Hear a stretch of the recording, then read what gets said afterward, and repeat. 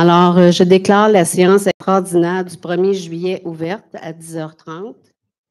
Tout d'abord, chers citoyens, en ce 1er juillet, j'aimerais tout d'abord vous souhaiter une belle fête du Canada et la plus agréable journée pour tous et toutes.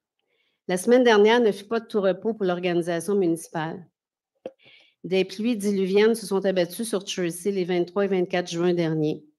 120 millilitres en moyenne en 24 heures, une situation qui a affecté nos infrastructures municipales et enclavé plusieurs centaines de nos citoyens et citoyennes.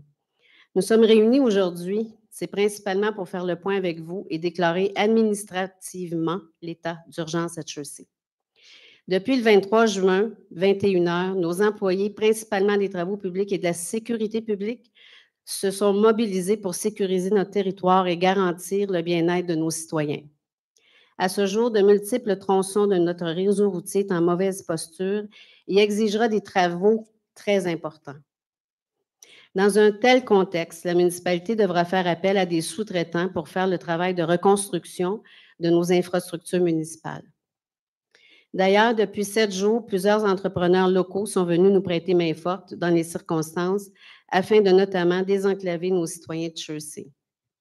Évidemment, le travail est loin d'être terminé. Notre objectif est de rétablir nos infrastructures avant la période hivernale. Et pour cela, il faudra mettre les bouchées doubles alors qu'il faut gérer l'ordinaire également au quotidien et l'extraordinaire issu des derniers jours. Le cadre juridique du monde municipal offre plus de souplesse en période d'urgence car la situation l'exige. Jeudi dernier, le ministère de la Sécurité publique nous a confirmé par arrêté ministériel la situation d'urgence à Chelsea. Aujourd'hui, nous en ferons de même au conseil municipal. Nos citoyens veulent un rétablissement rapide des infrastructures avec la souplesse et l'agilité des circonstances. La bonne nouvelle, nos dépenses seront admissibles à un remboursement par le gouvernement. Nous en avons eu la confirmation verbale parce que des employés du ministère de la Sécurité publique ont passé la journée avec nous jeudi dernier. En terminant, je veux remercier vraiment sincèrement nos employés pour leur dévouement malgré les vacances estivales. Merci aussi à nos citoyens pour votre patience et votre collaboration. Et dans tout cela, je rajoute, le plus important pour nous, il n'est pas arrivé aucune situation grave impliquant des blessés graves ou même une perte de vie. Et ça, on en a été vraiment chanceux. Alors voilà, on passe maintenant à l'ordre du jour. L'ouverture de la séance est faite. La déclaration de l'état d'urgence sinistre des 23 et 24 juin 2024. Est-ce que tout le monde en a pris connaissance de l'ordre du jour? Oui. Est-ce que tout le monde est d'accord? Oui. Résolu à l'unanimité.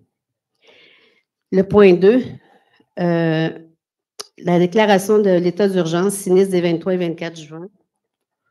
Alors, je laisse la parole à M. Plante. Je vais faire lecture des différents considérants. Alors, suite aux pluies diluviennes du 23 et 24 juin 2024, plusieurs routes de la municipalité se sont effondrées et sont devenues impraticables. Considérant que ces bris aux infrastructures municipales ont enclavé plusieurs centaines de résidents et que ceux-ci se retrouvent par le fait même complètement isolés. Considérant que la majorité des bris se sont produits à l'est de la route 125, considérant qu'il est urgent de rétablir des chemins d'accès afin que les services d'urgence soient en mesure d'accéder aux résidences, considérant qu'il est urgent que les mesures d'urgence soient prises pour protéger les routes et infrastructures municipales, considérant que les événements constituent un sinistre majeur au terme de la loi sur la sécurité civile, puisque la sécurité des résidents touchés est compromise par leur isolement, considérant que les événements et circonstances justifient la déclaration d'un état d'urgence local conformément aux dispositions des articles 42 et suivants de la dite loi sur la sécurité civile, considérant un tel état d'urgence est déclaré rétroactivement par la mairesse Mme Michèle Joly pour les secteurs situés à l'est de la route 125 pour la période du 23 juin 2024 au 1er juillet 2024. Considérant que le sinistre est survenu à un moment où le personnel de la municipalité est en congé et qu'il n'a pas été possible de tenir une séance du conseil en toute urgence, considérant qu'il y a maintenant lieu de reconduire aussi cet état d'urgence pour une période additionnelle de 5 jours pour les secteurs situés à l'est de la route 125, Alors, il est proposé par M. Sylvain Lévesque, appuyé par M. Richard Etu, et résolu que les mesures d'urgence déclarées par Mme Michèle Joly pour les secteurs situés à l'est de la route 125 soient reconduites pour une période de 5 jours additionnels, que la mairesse et le directeur général et greffier trésorier soient habilités à agir au nom de la municipalité et à exercer tous les pouvoirs prévus à l'article 47 de la Loi sur la sécurité civile pour la période de la déclaration de l'état d'urgence, soit contrôler l'accès aux voies de circulation ou aux territoires concernés ou les soumettre à des règles particulières, accorder pour le temps qu'elle juge nécessaire à l'exécution rapide et efficace des mesures d'intervention, des autorisations ou dérogations dans le domaine qui relève de la compétence municipale, ordonner lorsqu'il n'y a pas d'autre moyen de protection l'évacuation des personnes de tout ou en partie du territoire concerné qu'elle détermine ou, sur avis de l'autorité responsable de la protection de la santé publique, leur confinement et veiller si celle-ci n'a pas d'autres ressources à leur hébergement, leur ravitaillement et leur habillement, ainsi qu'à leur sécurité. 4. Procéder aux dépenses et conclure les contrats qu'elle juge nécessaires. 5. Collaborer avec le ministère de l'Environnement, de la lutte contre les changements climatiques, de la faune et des parcs et prendre toutes les mesures utiles et nécessaires à la protection de l'environnement et des ressources en eau. 6. Poser tout juste utile et nécessaire au bon fonctionnement des opérations de nettoyage des secteurs affectés et à la protection et à la sauvegarde de l'environnement, des personnes et des biens sur le territoire de la municipalité. Qu'avis de la présente déclaration d'un état d'urgence local soit promptement transmise aux autorités responsables de la sécurité civile ainsi qu'au ministre de la Sécurité publique. Veuillez prendre note que le nouveau 5 jours, là, qui est aussi sollicité donc à partir d'aujourd'hui au cours des 5 prochains jours, devra évidemment recevoir l'aval du ministre de la Sécurité publique. Donc, il n'est pas automatiquement accepté par le ministre de la Sécurité publique. Donc, voilà. Est-ce que tout le monde a bien lu et pris connaissance de... Vous êtes tous d'accord? Oui. Résolu à l'unanimité? Je vais simplement m'exprimer peut-être avant le vote, s'il vous plaît. Juste rappeler, parce que les citoyens m'entendent régulièrement rappeler l'urgence d'agir par rapport à 2030. Puis parfois, je pense que c'est directement le sujet, M. Etu. Avec tout votre respect, c'est directement le sujet. Fait que je rappelle régulièrement que d'ici 2030, on a des objectifs de réduction des émissions de GES et des objectifs d'adaptation au changement climatique. Puis on a des leviers municipaux. Puis on sait que la cause des changements climatiques, c'est l'activité humaine puis la transformation de notre territoire.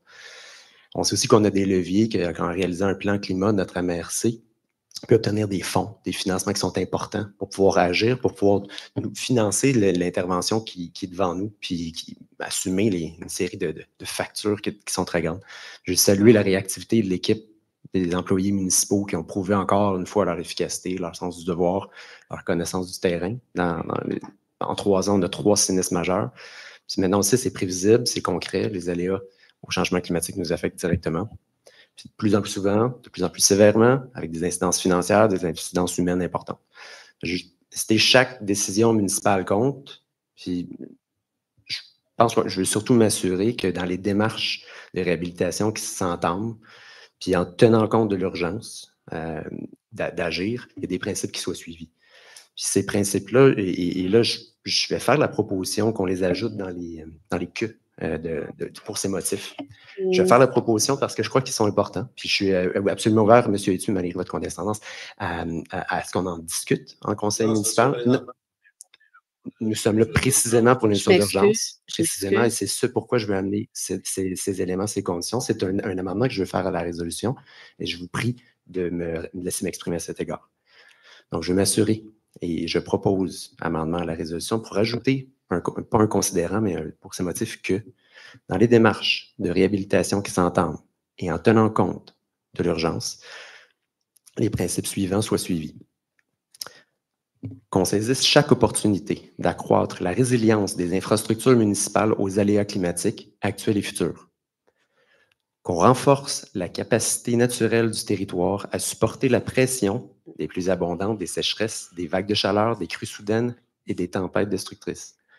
Qu'on s'adapte davantage à chaque intervention de sorte que notre actif construit et notre actif naturel protège la biodiversité et limite la vulnérabilité lors de prochains événements.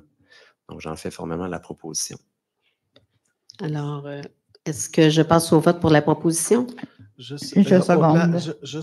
Effectivement, la proposition, elle est secondée, mais puisqu'on est dans une séance extraordinaire. Il faut qu'il y ait, pour avoir de tels ajouts à la résolution, il faut qu'il y ait une majorité des membres qui s'expriment en faveur. Bien. Si les membres du Conseil souhaitent, je peux relire l'élément que je propose. Je pense qu'il est très factuel. Moi, c'est bien simple. Premièrement, ça sort de même, là, comme ça. J'aime pas ça quand ça sort de même. Deuxièmement, je me rappelle en 87 à Montréal, c'était pas le réchauffement climatique. La ville de Montréal était inondée bord en bord. C'est trop. Il n'y a rien de précis là-dedans. Il n'y a rien de 100% sûr. Okay? Ça arrive à tous les années, à tous les 10 ans, à tous les 20 ans, à tous les 30 ans. Il y a quelque chose qui arrive. Okay?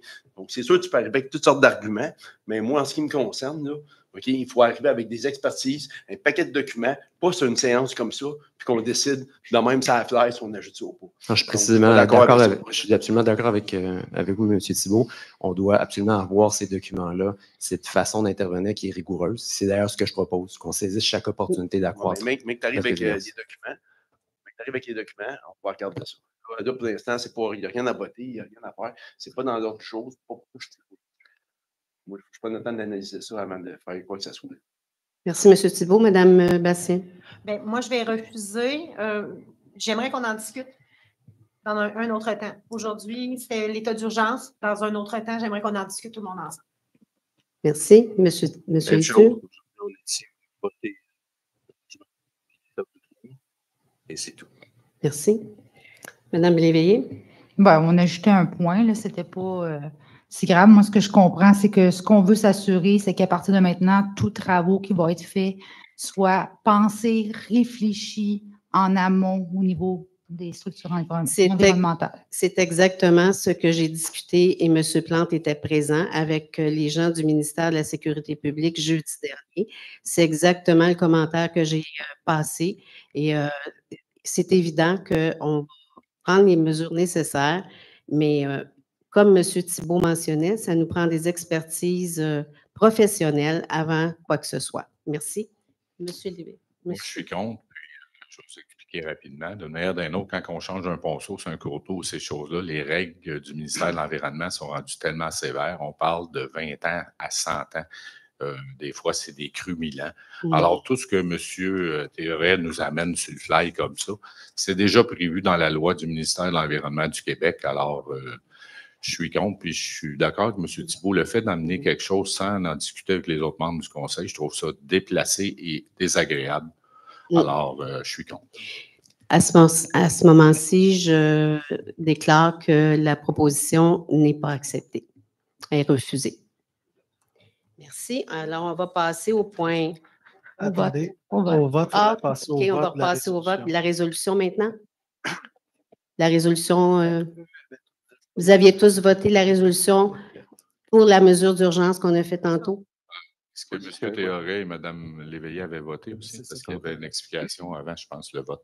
Tout à fait. On recommence. Alors, est-ce que tout le monde... On recommence, s'il vous plaît? C'est sûr qu'à un moment donné, quand on est déstabilisé à la dernière minute, on s'excuse. Alors, M. Thibault, vous êtes d'accord avec la résolution de demain? Oui. Oui, excusez-moi. Oui.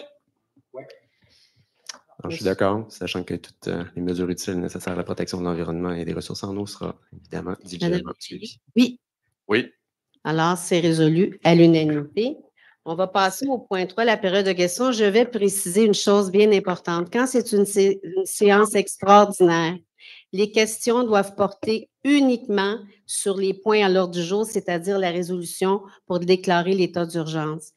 Si vous avez d'autres problématiques, d'autres questions, je vous invite à communiquer par courriel à l'adresse de la Direction générale de la municipalité, puis on va se faire un devoir de répondre à vos interrogations ou à vos commentaires. Alors, est-ce qu'il y a des commentaires dans la salle? Des questions? Vous vous approchez au micro. Sur l'ordre du jour uniquement.